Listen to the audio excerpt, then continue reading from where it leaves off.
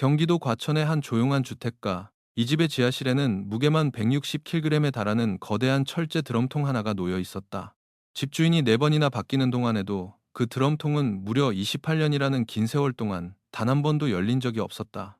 그러던 어느 날, 이사 준비를 하던 한 남자가 단순한 호기심에 뚜껑을 열었고, 그 순간 30년 가까이 암흑 속에 묻혀 있던 끔찍한 비밀이 세상 밖으로 모습을 드러냈다.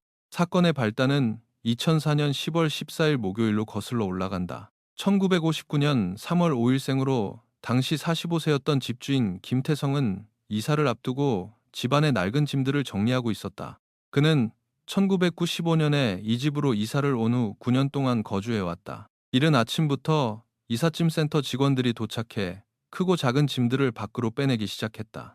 하지만 지하실에서 작업을 하던 직원 중 한 명이 난관에 부딪혔다. 구석에 방치된 심하게 녹슨 대형 철제 드럼통 하나를 발견한 것이다.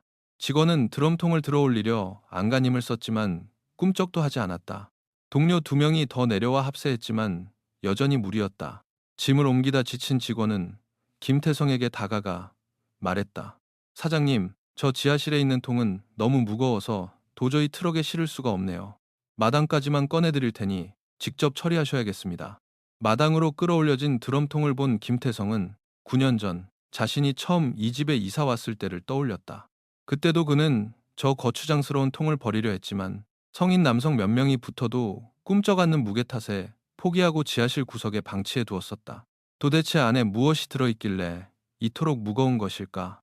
궁금증을 참지 못한 김태성은 창고에서 쇠지렛대 빠루를 가져와 드럼통에 굳게 닫힌 뚜껑을 뜯어내기 시작했다. 마침내 뚜껑이 열린 순간 숨을 쉴 수 없을 만큼 지독한 악취가 훅 끼쳐왔다. 김태성은 헛구역질을 하며 뒷걸음질 쳤지만 이내 코를 막고 조심스럽게 통 안을 들여다보았다. 짙은 녹색 액체 사이로 검게 변색된 무언가가 보였다. 눈을 가늘게 뜨고 형태를 살피던 그는 그만 바닥에 주저앉고 말았다. 그것은 낡은 여성용 구두 한 짝, 그리고 사람의 손이었다. 경찰이 즉각 현장에 출동했고 호기심에 몰려든 주민들을 막기 위해 폴리스라인이 쳐졌다. 경찰 역시 훼손을 우려해 섣불리 내용물을 꺼내지 못하고 드럼통 전체를 국과수 부검실로 이송했다. 용량 208리터, 무게 160kg에 달하는 이 철제통에서 모든 내용물을 분리해내는 데만 꼬박 3시간이 걸렸다. 통 안에서는 한 여성의 시신이 발견됐다. 그녀는 옷을 단정하게 입고 있었지만 복장은 1970년대에나 유행했을 법한 낡은 스타일이었다. 시신은 수많은 하얀색 플라스틱 알갱이들과 함께 정체불명의 녹색 액체 속에 잠겨 있었다. 이 액체는 방부제 역할을 한 화학 염료로 밝혀졌다. 그 외에도 여성의 핸드백이 발견되었는데 그 안에는 구식 화장품, 빗, 속눈썹 뷰러, 금속 반지 2개, 그리고 낡은 수첩 하나가 들어 있었다. 반지 중 하나에는 PSY라는 이니셜이 새겨져 있었고 함께 발견된 목걸이에는 나의 사랑에게라는 문구가 적혀 있었다. 가장 중요한 단서는 수첩이었다.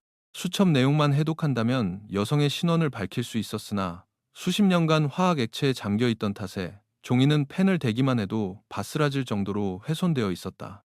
한편 부검 결과는 충격적이었다. 피해 여성의 뱃속에는 9개월 된 태아가 들어 있었다. 사인은 둔기에 의한 후두부 다발성 골절이었다. 경찰은 신원 확인을 위해 즉각 수사에 돌입했다. 키 150cm가량의 왜소한 체격을 가진 실종 여성을 찾기 위해 전국의 실종자 명단을 뒤졌으나 이 조건에 부합하는 여성은 너무 많아 범위를 좁히기 어려웠다. 경찰은 드럼통 자체로 눈을 돌렸다. 표면에 희미하게 남은 일련 번호와 화학 공장 마크를 추적한 끝에 이 통이 인천에 위치한 한 화학회사에서 제조되었다는 사실을 알아냈다. 기록에 따르면 이 드럼통은 1971년에 생산되어 녹색 염료를 담는 데 사용되었고 해당 염료는 1975년까지만 생산된 후 단종되었다. 경찰은 다시 집주인 김태성을 조사했다. 하지만 그는 1995년에 이사 올 당시부터 이미 통이 있었다고 일관되게 진술했으며 태도에 거짓이 없었기에 용의선상에서 제외되었다. 부동산 기록을 역추적한 결과 이 집은 총 4번 주인이 바뀌었다. 그리고 문제의 철제 드럼통이 최초로 집에 들어왔을 것으로 추정되는 1970년대 중반, 이 집의 첫 번째 주인은 당시 구로공단에서 대형 플라스틱 조화 적화 및 장식품 제조 공장을 운영하던 이혜진이었다. 이혜진의 과거 행적을 조사하던 경찰은 그가 1970년대 당시 조화와 플라스틱 트리를 염색하기 위해 인천의 화학 공장에서 대량의 염료를 납품받았다는 사실을 확인했다.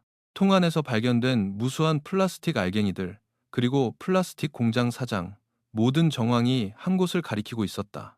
때마침 언론을 통해 드럼통 살인 사건이 보도되자 경찰서로 익명의 제보 전화가 걸려왔다. 제보자는 그 철제통은 염료를 담는 용도가 맞다.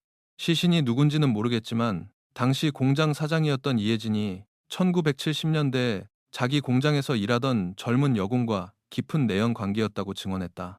경찰은 곧바로 유력한 용의자 이혜진의 행방을 쫓았다. 1932년 8월 20일생인 그는 당시 72세로 이미 오래전 은퇴하여 제주도의 고급 타운하우스로 이주해 노후를 보내고 있었다. 경찰이 자택으로 찾아가자 그는 극도로 불쾌한 기색을 보이며 수사에 비협조적으로 일관했다. 형사가 염료통 사진을 보여주며 과거 이런 통을 쓴 적이 있느냐고 묻자 그는 우리 공장에서는 저런 철제통을 쓴 적이 단 한 번도 없다고 잘라 말했다. 이어 녹색 염료에 대해 묻자 우리는 화학 염료 자체를 쓰지 않았다고 부인했다. 이는 경찰이 사전에 파악한 납품 기록과 완전히 배치되는 명백한 거짓말이었다. 형사는 질문의 수위를 높였다. 과거 공장 여직원과 불륜 관계였던 적이 있습니까? 잠시 당황하던 그는 불륜 사실 자체는 인정했다. 하지만 28년도 더 된 일이라 그 여자의 얼굴도 이름도 전혀 기억나지 않는다며 선을 그었다. 당시 한국 경찰은 국과수에 발전된 DNA 분석 기술을 적극 활용하고 있었다.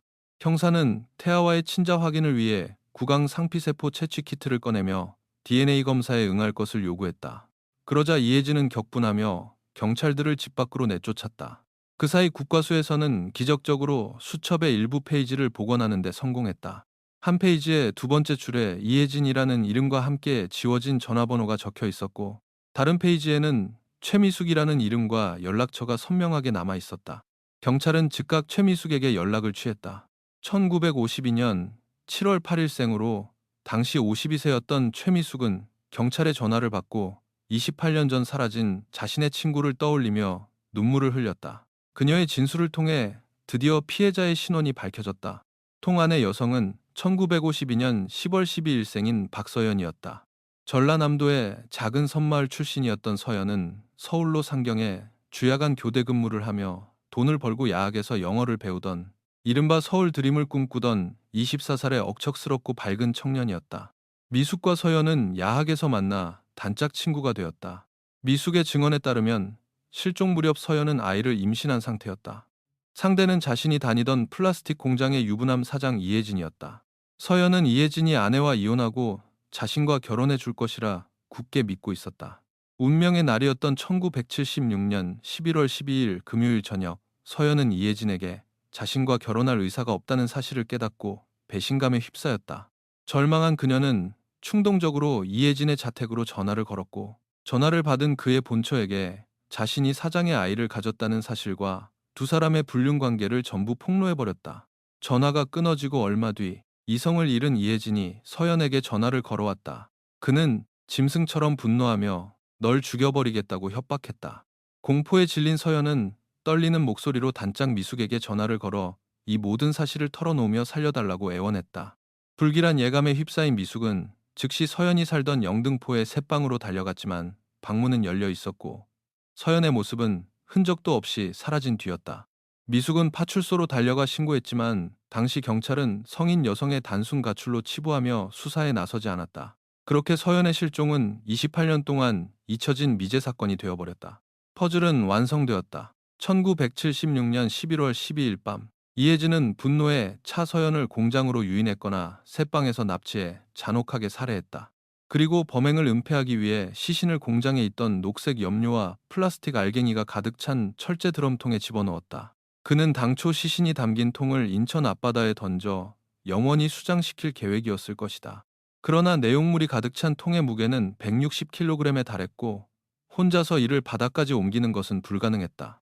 결국 다급해진 그는 자신의 과천 자택 지하실에 통을 숨겼고 그 끔찍한 무덤은 28년 동안이나 누구의 눈에도 띄지 않았던 것이다. 모든 정황을 파악한 경찰은 법원으로부터 이혜진의 DNA 강제 채취 영장과 체포 영장을 발부받아 다시 제주도로 향했다. 그러나 자택에 도착했을 때 그의 아내는 남편이 아침 일찍 차를 몰고 나가 돌아오지 않는다고 말했다. 경찰의 수색 끝에 이혜진은 인근 야산공터에 세워진 자신의 차량 뒷좌석에서 싸늘한 주검으로 발견되었다. 차 안은 피투성이었고 그의 손에는 평소 그가 사냥용으로 소지하던 엽총이 쥐어져 있었다. 경찰 수사망이 좁혀오자 압박감을 이기지 못하고 스스로 목숨을 끊은 것이다. 이후 국과수에서 사후 채취된 이혜진의 DNA와 드럼통 속 태아의 DNA를 대조한 결과 99.93%의 확률로 친자임이 확인되었다. 28년 만에 사건의 전말이 명백히 밝혀지는 순간이었다. 하지만 유일한 용의자인 이혜진이 사망함에 따라 사건은 공소권 없음으로 종결되고 말았다. 사건이 마무리된 후 이 사건을 집중 취재하던 일간지 소속 강지훈 기자는 전라남도 신안으로 내려가 박서연의 노모를 찾아갔다. 1924년생으로 80세가 되어 있던 노모는 28년 만에 돌아온 딸의 유품과 흑백 사진을 품에 안고 오열했다. 평생 딸이 서울에서 잘 살고 있을 것이라 믿으며 살아온 어머니에게는 너무나도 가혹한 진실이었다. 경찰이 복원해낸 서연의 낡은 수첩, 그 마지막 페이지에는 그녀가 죽기 직전 자신을 배신한 이혜진을 향해 적었을 것으로 추정되는 한 줄의 글귀가 남아 있었다. 진실을 말한 나를 원망하지 마세요.